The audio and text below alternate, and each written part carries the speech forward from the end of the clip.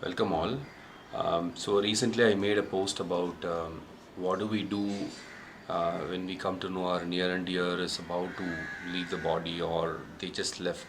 What can we do for that soul to easy their journey and also release the bond between us so that there is no karmic connection where it stops each of our progress. So I think it triggered a lot of discussion on the group. I'm very happy to see many people were able to connect. And what I felt suddenly I should make a topic on this because I've been hearing similar news in last 3 4 weeks from many people whom I know. So in those lines, one of the very interesting question came to our community is like one parent has sent a message to me like what happens when a crow comes and hits your head when you go out. Pretty much, I think many people would have experienced it wherever the crow is, and there is immediately there's a fear connecting to them, like telling that I think crow hits it since it's a vehicle of Shanishwara, and it might bring a lot of bad things in life, or people might die. In fact, I even read a news few years back, like one person when crow hit on his head and he fell into a depression and he finally committed suicide and died. I think this is where the problem is. We either don't have access to complete knowledge, or we don't question the knowledge, or we don't use our common sense and science there, and we just believe in something because somebody said it. Having a blind faith is the great thing, provided you put that blind faith on something else, or else it's not going to help us in long term. So with this half-baked knowledge, many people get into trouble, and it's a lot of mental agony. So let's understand what is the meaning of crow trying to hit us in our head. So if you know, each and every animal has certain psychic abilities. Okay, like human beings, even animals have certain visions. For example, you can't sniff many smells. Our sniffing capacity is very limited. But whereas if you look at a dog can actually sniff very minute things. If you give like say 100 different smells, still dog can find out very minute things. That's how they use it in the airport securities to find the drugs and other things, or to find any crime scene. They bring the dog. So dog plays a very essential role. So dog has that power which we do not have it. So same thing like for example in the recent times, 10 years back when there was tsunami in South India, you all saw that none of the animals were which was not tied were not killed. So automatically they were able to sense there is a change in the environment, and they know it is going to affect them, and they immediately started moving towards a safer or a higher altitude place. It is even evidential in Andaman and Nicobar Islands, where we have the very prehistoric man who still live in the same format how millions of years back how man was there. So even they did not die. They were able to sense it from the nature, and they were able to move. So like that, nature has provided constantly. Nature will continuously give you information where we have to be aware of it. This is a separate science, and it is part of an astrology which called as Nimitam and Sagunam. So if you know astrology, or if you know Tamil, Google about Nimita Shastra or Shaguna Shastra, which plays a very important critical role, where they observe the signs of nature and they'll give you a prediction, and it will be mostly very accurate. It'll not even, I have not seen anything going wrong in my own experience, provided the person has a complete knowledge of it. So like that for the crow, so God has kept us, the nature has provided crow to communicate certain things. The beauty of the crow is it always knows our ancestors, so it has been there for generations, living with the particular family or anything. They have a very good memory. In fact, now recent studies show crow has a lot more intelligent than other birds. And another beautiful thing about crows, it is the only bird which shares its food with everyone before it eats. So that is a very a divine quality, because we don't have a ability. We don't even have. We don't. We have to remind our children to even think about sharing something before you eat. Whereas crow by nature, even whatever you give before even it eats, it calls all the people in its own tribe, and then only it consumes the food. So like that, crow has a very unique psychic ability. It knows, it has deep connections to our ancestors, and that is why they say when certain things happen, signs come, we need to understand. So let us understand the myth part of it. So when a crow hits you on your head, you're not going to die. It is not going to bring you bad luck, and the life is going to be in trouble.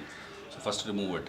It is just a myth people talk. What it denotes is, the actual meaning is, if a crow hits your head, it means somewhere in your second to fifth generation, someone in your family who have died, they are unhappy. That means the rituals what you are supposed to give, the food which you are supposed to give on the full new moon day, it is not being done. So they are very unsatisfied. That means it is just a reminder, like how you keep your mobile phone for reminder for paying your dues and bills. Same thing, nature has kept you a reminder through a form of a crow. So when it hits you, it's just reminding you, hey, by the way, you have to do something for your ancestor. I think you've forgotten it. Somewhere in your fifth generation, between that, somebody is unhappy. All you need to do is start giving gratitude and respect and homage to those people. That's all. There is nothing else to be worried here. So they are unhappy. So what happens is, we always have multiple cards running out of our body. If you talk to a pranic healer, they'll tell you how many cards we have. Somewhere it's like an invisible, imagine a line connecting to, all the lines connect to a universal conscious. And like that, we have individual connections whom we have karmically connected, emotionally connected, physically connected, past life, this life. So like that, multiple connections we have. So only those people we meet in our life and they come in our existence, or else we would not meet any people in random. So there is nothing called random here. It's all clearly connected, and we attract those energy and we see those people at that particular point of time. So there are multiple cards running here. So what happens is, when we try to when we get these signs, each and every card has certain meaning. So when these cards change around the body, or the surrounding, which you can test it today with scientific evidence, like using Kirlian photography, you can know your aura, which part is open. So like that, certain doors open. So when your ancestor is not happy, their impressions, their DNA is already stored in your head. They're already there in your head. Though you might not know who your great grandfather was, what was his habits and thought process, still it is there in your head. So when they are unhappy, that connection creates some changes around the top of the head, which creates a different aura around you at that particular time. So when crow sees that, it will immediately come and try to clear it, like stamping on you. It's not actually hitting you, it is clearing it. It is all about helping. So it is just trying to clear it, to communicate with you that, hey, there's a reminder call for you. That is all it means. If you take the crow alone, crow plays a very huge role in the black magic part of it, where they use crow's feather and owl's feather for mass hypnotization, or putting somebody entirely in your spell for some period of time, or for people who do gambling, even in Mexico or any of the biggest casinos, they have a crow's feather in their dress, or they have it in a locket. There's a process to make it, and it definitely works. You attract certain kinds of gambling luck, or they take the fat of the crow and they use it in the hands for the Mongolian wrestlers. They use it because you become very strong. So there are multiple dark side. Even Agoris use crow for many things, which I'm not going to share those recipe or the methods right now, because that's not important for us. I don't believe in harming the animals. So I'm just telling you this as an example, that there is so much of different cultures speaking about the crow. We just can't ignore it. That's what I wanted to say. So now coming to the part of the crow part is, there is a lot of things we can decode. So one is, as I said, if it's going to hit on your head, that's a reminder call from nature telling you, do a proper ritual or do a homage or a food donation or whatever the wishes were there, find out and do your duty. That is all it means, that nothing else, okay? But I'm going to give you some more information. For example, when you're going out and when you see crow crossing you from the right hand side to your left hand side, and crow also has an amazing vision. It also sees your future sometimes. So when it flies from the right to the left, that means whatever the objective you have stepped out of your house, like you're going to meet for an important person or an interview or a business meetup, it will be mostly successful. That means your ancestors are with you, supporting you. Go ahead and do it. If it is going from your left to the right side, then it says like it's not in your favor. It doesn't mean bad luck, you will die. Please remove that in your head. It just says it's not in your favor. So maybe you should put more effort or try to avoid it and do it at some different time.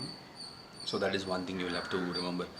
When you're going outside, when crow comes towards you and trying to chase you, then it's trying to give you a warning that I see this travel will not be beneficial to you, or it might harm you on the way. Only in that case, you just need to take a little bit of break. If you have a holy water, you can sprinkle in your top of head to clear this negative aura which is accumulated temporarily in your head, so that you can go peacefully. There is nothing beyond than this. And if you want, you can chant Mrityunjaya mantra, or you can take bath in holy water, or go visit a temple. Anything you can do. So these are just some of the examples I want to share. And some signs like crow flying in your house and suddenly dropping a fruit, it is a sign that very soon a male child is going to be born in your house. You can test it out. You can see if it happens in anybody's house where they say this happened, or if it drops any thorns or something. There's definitely that there is a girl baby that's going to be. These are signs from the history, from our ancestors who have been collecting the data and they have been sharing with us. And same thing with the crow, whichever direction it is shouting or making sound, that has a meaning. If it's going to be, for example, if it's going to be in the south, it talks about food related gains, good luck comes to you.